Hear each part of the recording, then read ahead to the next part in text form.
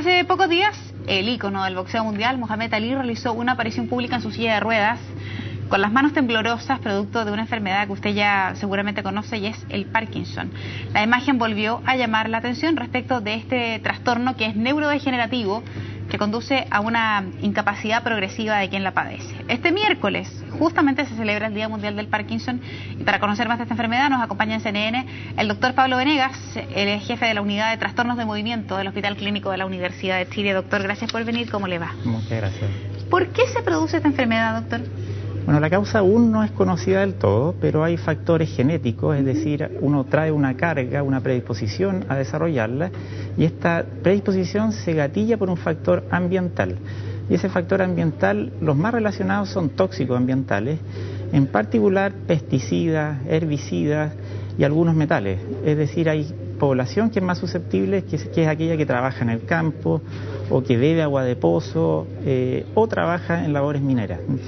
Respecto de ese factor genético, doctor, entiendo entonces que una persona que sabe que tiene antecedentes familiares de haber generado esta enfermedad debiera, al igual que en otras patologías, hacerse algún tipo de chequeo. No sé si es factible incluso comprobar si uno, al tener ese antecedente, tiene más incidencia o más propensión a generar esa patología. ¿Existe algún examen que lo pueda determinar? Existe un examen. Ahora, existen ciertos factores de riesgo. Estos factores de riesgo para desarrollar la enfermedad es tener un familiar de primer grado afectado, o haber estado expuesto a tóxicos ambientales, es decir, haber trabajado en el campo largo periodo, bebido agua de pozo o en labores mineras.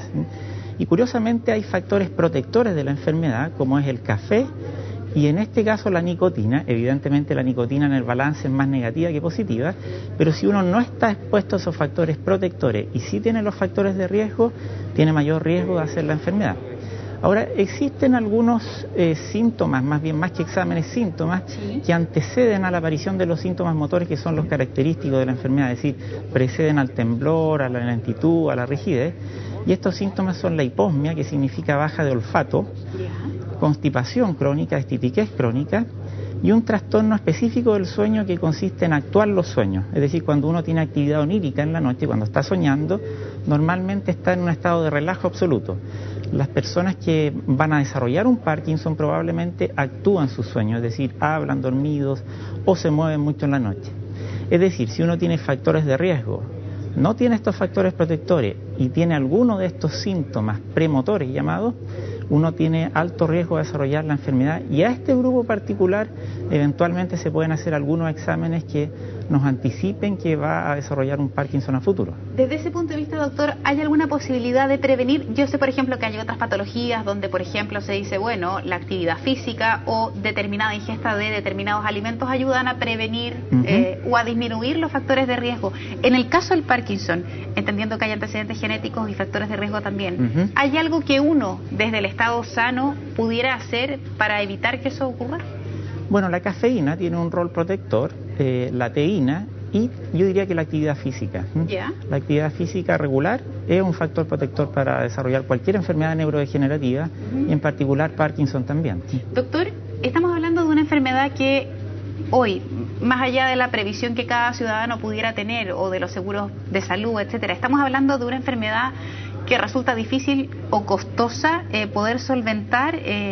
Yo no sé tampoco cómo ha avanzado, y se lo pregunto, de la industria farmacológica respecto de medicamentos de última generación que a veces suelen ser muy efectivos, pero al mismo tiempo también muy caros. Entonces se produce esa dicotomía de que no todo el mundo puede acceder. Exactamente. Bueno, la enfermedad de Parkinson es la segunda enfermedad más investigada en cuanto a fármacos. La primera es el Alzheimer y la segunda es el Parkinson. Es decir, están saliendo nuevos fármacos, yo diría semanalmente, digamos, o nuevos estudios. Ahora, afortunadamente, nuestro sistema de salud, la patología Parkinson está cubierta por el auge, y eso garantiza al menos un stock básico de medicamentos. Stock que hasta hace 5 años no estaba garantizado para la población. Un tratamiento promedio para una persona con Parkinson debe andar en torno a los 60, 70 mil pesos, lo que para nuestro medio es alto realmente. Se produce esta dicotomía entre nuevos fármacos que pueden ser buenos y lo que efectivamente puede acceder el paciente. Ahora, Cabe mencionar, sí, que los fármacos que efectivamente llegan a ser efectivos es una porción menor de aquellos que se estudian, digamos. Si se estudian 10 nuevos fármacos para el Parkinson, probablemente 1 o 2 van a llegar al comercio, van a llegar efectivamente a ser efectivos. Y esos fármacos, doctor, que han demostrado ser efectivos, ¿actúan en qué nivel y de qué manera para poder atenuar eso? Uno ve, en el fondo, el síntoma más evidente cuando uno enfrenta a una persona es el temblor permanente, que puede ser mayor o menor grado. ¿Cómo actúa el fármaco ahí? Es que la enfermedad, lo que ocurre es que se muere un grupo específico de neuronas, de células del cerebro, y este grupo de neuronas producen dopamina, una sustancia química llamada dopamina, y los fármacos lo que hacen es reemplazar esta dopamina que uno produce normalmente, es una dopamina endógena, digamos, una dopamina exógena, que uno la recibe desde afuera. Entonces, el tratamiento sintomático consiste en eso, en recibir un análogo o una forma de dopamina, esta sustancia química, pero además hay fármacos que tienden a enlentecer el curso de la enfermedad, es decir, no tan solo aliviar el síntoma, sino evitar su progreso. Yo sé que es difícil lo que le voy a preguntar, ¿y por qué no ha logrado encontrarse cura? Así como uno dice, bueno, no se ha encontrado lograr cura ni del SIDA ni el cáncer, sino que solo adelantos médicos científicos que tienen que ver con paliar determinadas cosas, pero no erradican la enfermedad. En el caso del Parkinson, que usted me dice es de las enfermedades más estudiadas, ¿en qué ha topado la ciencia que no ha logrado revertir eso? Bueno, en la complejidad de la enfermedad. Esta es una enfermedad degenerativa, es decir, mueren neuronas, pero la causa de la muerte neuronal, hay múltiples cadenas de eventos que llevan a la muerte neuronal, y uno puede estudiar una cadena y tratar de solucionar ese eslabón, pero van a haber cientos de otras vías por las cuales las neuronas mueren finalmente, y por lo tanto es una enfermedad extremadamente compleja. Hay que tener en consideración que esta enfermedad, si bien fue descrita en 1817, el primer fármaco efectivo está de comercio desde el año 1973. Es decir, el tratamiento efectivo es muy reciente y por lo tanto los últimos avances son notables considerando el poco tiempo que llevamos, digamos, en un estudio efectivo de la enfermedad.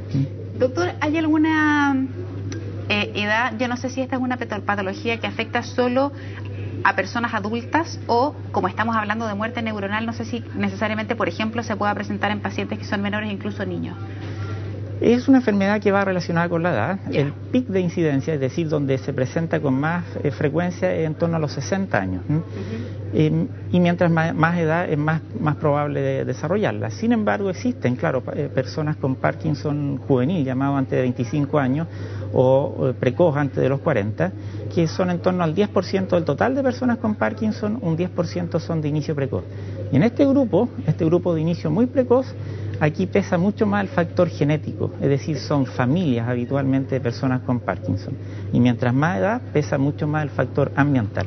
Doctor, ¿hay distintos grados de Parkinson o en general cuando se presenta el Parkinson todos los pacientes van con un estándar en términos de la cantidad de temblor que tienen o de la agudeza con la que afecta la patología, o hay niveles diferenciados? Hay niveles diferenciados. En general la enfermedad parte afectando a una mitad del cuerpo y luego a la contralateral, y así habitualmente va progresando. Hay ciertos estadios del 1 al 5, digamos, desde síntomas menores hasta postración.